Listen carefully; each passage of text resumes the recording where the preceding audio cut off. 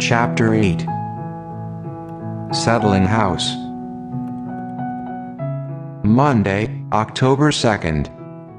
My veins thick, clogged with old dark red blood turning to tar. I moved my heavy body to the chair I had grown to hate and sat down. Exhausted, looking around at Max and Taylor, my joints, creaking floorboards, cried under my skin. I just wanted to say that I'm sorry. I never meant to hurt you guys. I know you're only doing what you've been told to do. All this time, I've been doing the exact same thing. In a silent pause, I pulled air into my flat, empty lungs. Sometimes I just want to be normal. Not saying anything, Taylor and Max slowly turned to face me. I'm not doing this anymore. I breathed again, hanging my head to cry at the weight of my thoughts, at the weight of Opco's demands, and at the weight of how much I missed being the old me. What do you mean? Max asked, his voice unsteady, staring at a single spot on the floor. My eyes unblinking. My head drooped. I spoke. All of this? It's not me. I don't need money, fame, recognition. I know what I want. And it's not this. They'll kill you, Taylor said from my left, her voice unwavering. It may be hard to, but they'll try. They'll destroy everything around you. They'll hunt down Derek, Jen, all your old friends. We won't be able to protect them. Forrest. 7:30 p.m. I've always wondered why there were 4 chairs. I stated a short time later in the orange glow of the setting evening sun. Is that what Opco does? Puts all its negative karma into one manifester? Well, the two of you sit on the sidelines watching the rest of us die. Then when I do, you'll just look for a new one, looking away from me, and raising her head as if she were trying to show me how better and far above me she was. Taylor held still. You once said that me not following the rules here gave you strength to defy Mr. Knife. Was that a lie? Or did you really feel that things could be different? It's like you said. We're all here for ourselves. You guys knew this would kill me. That I would just pass through. Yes, Max whispered. I knew it too. That it would kill me, from the very beginning. Turning to face me, Taylor looked uneasy. My mom could do the exact same thing. She let it consume her without Opco's help. I've spent all my life hoping I wouldn't follow in her footsteps. I can feel it now. I don't think I'm going to. I won't let myself. And maybe that'll give me enough time to turn things around. That's where you don't have a choice. Dawn voice breaking from behind us. Why don't you get it, Forrest? We own you. Finding my voice, I stood and looked Dan dead in the eyes. I'm not doing this anymore. You're going to have to kill me. He hit me hard in the gut. Doubling over, I coughed, trying to catch my breath. I'm so sick of your bullshit, Forrest. Why can't you just be like Max and Taylor? Save yourself from all this pain. Catching him by the waist, I straddled him and punched him in the mouth before I was thrown off. Kicking me repeatedly in the stomach, I rolled over to try and get away from him. You can fight me all you want. I spat blood at his feet. But I'm done. That's okay. I'll lock you away, starve you, bring you to the brink of death, and once you decided to give in, I'll be the only one who can save you. I don't care. Moving in front of me, Taylor crouched down, finding my eyes. You can't settle, Forrest. You're still here. We can fight. We're done. It's too late to back out now. Just like it's too late for all the people you guys have killed. If you kill us now, you'll dismantle your own empire, Taylor argued, stepping 1 foot forward. Your parents and everything they've worked for. Forrest is holding all your dirty work together, all your manipulation, your hit lists. I have a hold of all your family affairs, their health, their relationships. And you gave Max all the information about Opco's finances. He has control over your stock and share value, over your business transactions. You kill us, Shit will hit the fan so fast. Don't you guys get it? It's not just a one-time deal. We have to constantly keep your requests in our minds to keep them from falling apart. You have no choice but to let us go. So, let us go. Getting up to walk out, Max lingered behind in his seat. Max, Taylor called after him from her left.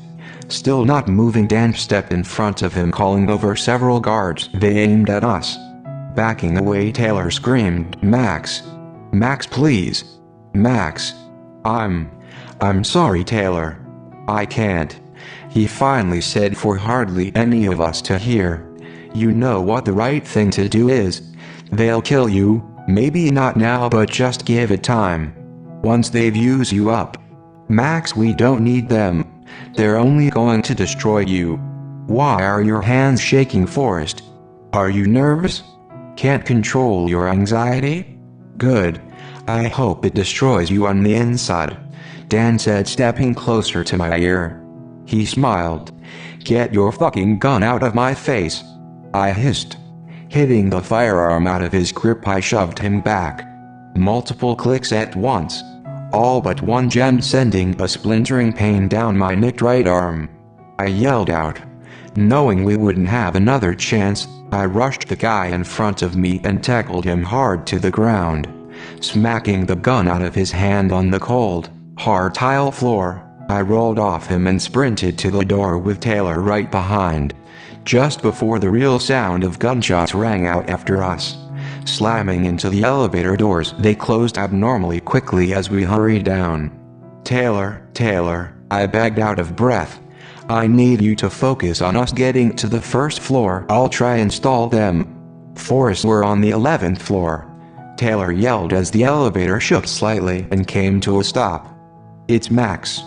That's okay, we just need to get the hell out of here as fast as possible, like now. I mean now. Prying open the elevator doors, we sprinted down the fire escape. I missed a few steps of the last landing and rolled. The sharp pain in my side spreading to my right ankle. Forrest. You're okay, we got to go. I didn't think they'd actually try and kill us, but if they can't have us, I guess no one can. Hearing the door next to us come alive with guards behind it, their muffled voices rang out, "Open the fucking door." I can't, it's stuck. They yelled, shooting at its lock. Come on. Stumbling out of the fire escape and sprinting out of the lobby, I spotted the nearest fire alarm and pulled it. Let's go. Taylor grabbed my hand. We can get lost in the crowd. Forrest, what are you doing? Taylor yelled, turning around and walking next to me after I had stopped. I walked backward, looking at the glass floor windows where we just were. I'm not doing it. We know that they're never going to leave us alone. I know, so let's go. I blocked all the doors from the 11th floor down. Some will survive, but none of the main heads. Forrest, what are you talking about? Closing my eyes, I let my mind go blank. I took several steps back. A loud fireball erupted from the skyscraper's 13th and 14th floors. Getting knocked off our feet, we cowered back, staying clear of the falling glass and shrapnel. Pulling me aside as more explosions erupted throughout the skyscraper. The fire, orange, reflected off mine and Taylor's faces. I noticed a gas leak the first day I set foot in there. At first I thought it was because of the elevation change, but every now and then I'd get a slight hint of gas. I've been trying my hardest to keep it contained. They'll never stop coming after us unless we actively stop them. It's always lie after lie with them. Everyone wishes that they had the power to do something. Well, we do. I can't bring myself to regret this. The skyscraper swayed, shuddered, groaning with every explosion in its lower half. Forrest, is this what you also had in mind? Taylor asked. Oh, shit. I yelled. Run. Go. Go.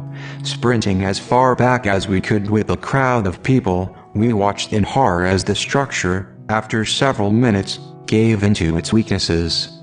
Twisting, gnashing, crying, the building's inner core buckled. Splintering apart at its base, the tower gradually began to lean to its right. Tilting more and more, it collided with the stone and metal skyscraper next to it. Smash! With a glass-shattering crash, it seemingly settled at a 70-degree angle. 10:02 p.m. The golden sun now at rest, it put to sleep with it the heavy smoke and dust of the slain skyscraper that was OPCO. With Taylor and I on the 10th floor of the evacuated building just over, I walked up to the window overlooking the empire we had helped build. Hearing the door click behind me, Taylor locked it and came to stand on my right. They found Dan, Ryan and Vaughn. None of them made it. I'm not an evil person, but it's a good thing.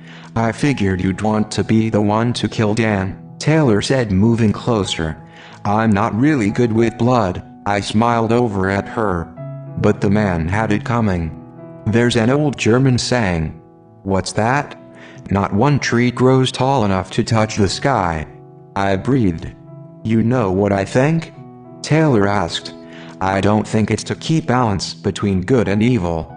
There's always been balance, but it has always and will always be a balance of love. I think all of this, everything, was created out of love, hope, growth, learning. She turned to look out the window. I think one of the reasons we were given this ability isn't to fight evil, if that's what you could call it, but we were meant to be gardeners with the greenest of thumbs. When something's growing out of control, seemingly killing everything in its path to grow, with no remorse, no empathy, no compassion, it's nature's job to handle it. I'm not going to lie, I said as she finished. I don't like the idea of living forever. It seems so lonely. Good. I'm happy you feel the same way, she said, smiling over at me, because I was thinking the same thing. I stopped aging at 18. I turned 55 this year, and Max was even older than us. He was 75 but stopped aging at 17. Forrest. I am sorry about your mother. How things worked out for you. Looking over at her, I gave her an apprehensive grin. No, Forrest. There's more. Something I need to tell you. Feeling my blood freeze, I took a step away from her. My eyes locked on her dark brown gaze. I picked up on her a long time ago when she was young. I didn't know she would become your mother. What are you trying to say? I questioned, quietly clenching my fists. I hid her away from Max before he could find her. That was almost 37 years ago. But with you, he found you first and told Mr. Dahlberg. It was too late. They knew you were here in Seattle. There was nothing I could do. Lowering my head, I paused. Looking for the truth in her words, I spoke. Thank you for that. For hiding her away. It's odd to see it come full circle. Without our full, active interference, I only did it because it felt like the right thing to do at the time. Taylor's voice rang out. Pulling her hair over her left shoulder, she began braiding it. Slender. Her fingers had been bruised. Her knuckles blood red. Her hands slightly shaking. If Max had found her, she would have ended up just like the rest. Gone within only a few short years. I wouldn't be standing here with you. Now. Right in this moment. Speaking of him, you know a skyscraper falling on top of Max isn't going to kill him. He's like us. For now. Until they destroy him, or he destroys himself. That kind of karma poisons the spirit, which in turn pollutes the body. Still looking down, I rubbed my hands on my jeans.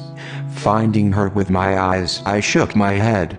He'll come after me either on his own or if any small part of OPCO survives. Us.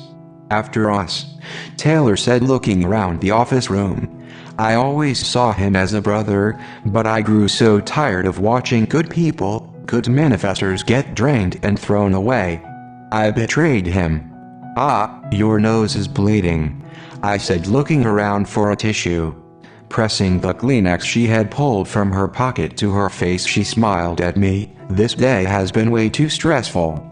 I can promise you one thing, I said, turning back to face the window. Tomorrow when I wake up and for the rest of my days moving forward, Opco will never cross my mind again.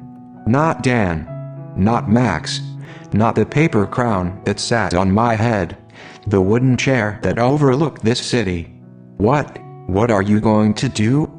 Taylor's voice soft, cracked with her question. I've spent so much time trying to build a better life for my sister that I let it turn me into a monster. She can't even look at me anymore, and I don't blame her. That's what all of this has been about, Jen. I think it could have all worked out if I had taken a different path. Knew more. I can feel it in my chest. I'm on the brink of losing my ability to manifest. I need to look for some kind of healing. I think I do too, Taylor replied. I haven't seen my family in almost a year. I'm going to head home to Chicago. I think that's a great idea. I'm going to tie up some loose ends here, then make my way back to North Dakota. I want a clearer path, better direction. I refuse to outlive Jen or Derek. I want better answers on why I was chosen to manifest this way, and how I can end it. Because if I'm going to do this, I want to do it the right way.